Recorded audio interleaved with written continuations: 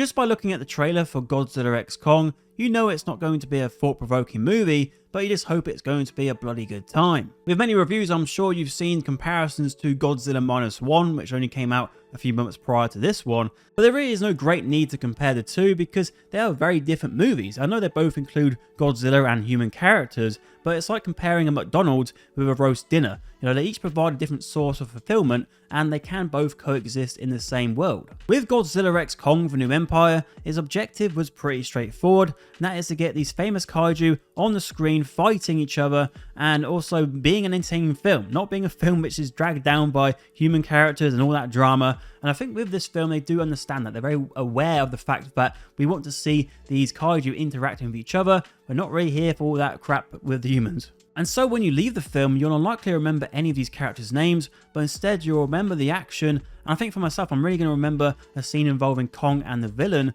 because that scene was so well done, because there's no dialogue, but you know exactly what these characters are feeling in the moment, because the body language of these characters is so well portrayed. With these MonsterVerse films, they're a bit like Pokemon in a way, where there's so many different monsters and each one has their own fan base, and so when we have one or two turn up by surprise, you're going to have some people very excited. But one character that wasn't a shock to see was Zuko, who was like a Diddy Kong type of character, and when I saw him in the trailer I thought, oh, here we go, another baby character just to be there for the cuteness, but that's not the case. I thought with this character, everything involving him was pretty good. And even towards the start of the film, there's a bit of humour with his character too, which was much better received than anything we saw from Brian Tyree Henry. Now we do have Godzilla and Kong in the title here, but this is most certainly more a Kong movie than it is a Godzilla one.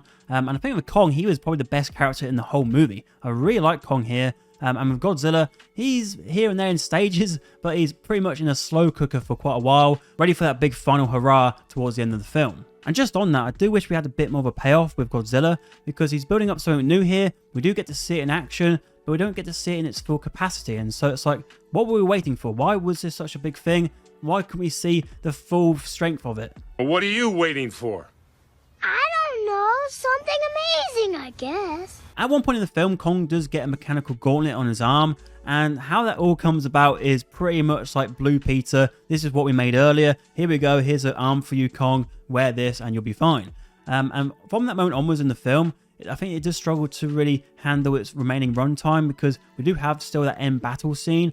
And it just feels slightly rushed. I think it could have used maybe an extra 5 minutes or extra 10 minutes even, just to really just feel that sort of satisfaction from all that build up we had in the movie. Also from that moment, we have some of the stupidest things happen revolving around our human characters. And there's even one where we have somebody sort of tagging along with a kaiju, and you're like, what? How did that happen? How do they appear here? And you're just sort of like, okay, fine, whatever. This film is very self-aware of itself, so it does know when we've had a bit too much time with the human characters that it's then time to switch over to the monsters, and then vice versa, just then give us some context for what the monsters are going to do next. And it's funny that only a week after Ghostbusters Frozen Empire, we have a very similar exposition scene here for the villain, and the villain here is Scar King, who I gotta say I really loved. I think Scar King, every time he was on screen, he had that presence about him where he sort of walks on and he's got a bit of a swagger, a bit of an arrogance about himself, and yeah, it's just really intimidating. There are many things in this film, but you just have to overlook. Like the character Trapper, he is pretty much a cartoon character doing some absolutely crazy stuff with these monsters. The monsters themselves, they're running through these different cities and destroying buildings with people being killed everywhere you look. And we have our monsters doing some pretty destructive things to very famous landmarks. But who cares? Did you just see that move that Kong did? Holy crap. Yes! That's awesome! And I do have to shout out Rome, because Rome is getting destroyed at the moment. Like we got this film, but then last year we had Fast X and Dom Toretto doing some madness there. It's so dumb, it's brilliant. No!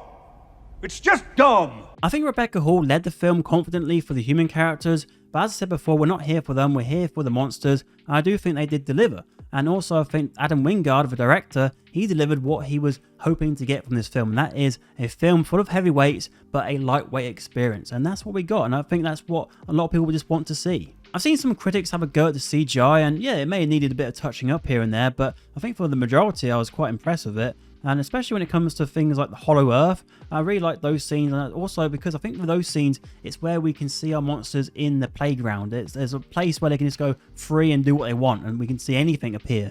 And so yeah, it's got a bit of that excitement about it where you never know what's around the corner. So yeah, for me, this was a dumb but fun Monster Mash film. But let me know your thoughts in the comments below. What did you think of Godzilla x Kong: The New Empire? And if you want to see my thoughts on Godzilla Minus One, that's on screen right now, as well as a video that YouTube are recommending for you.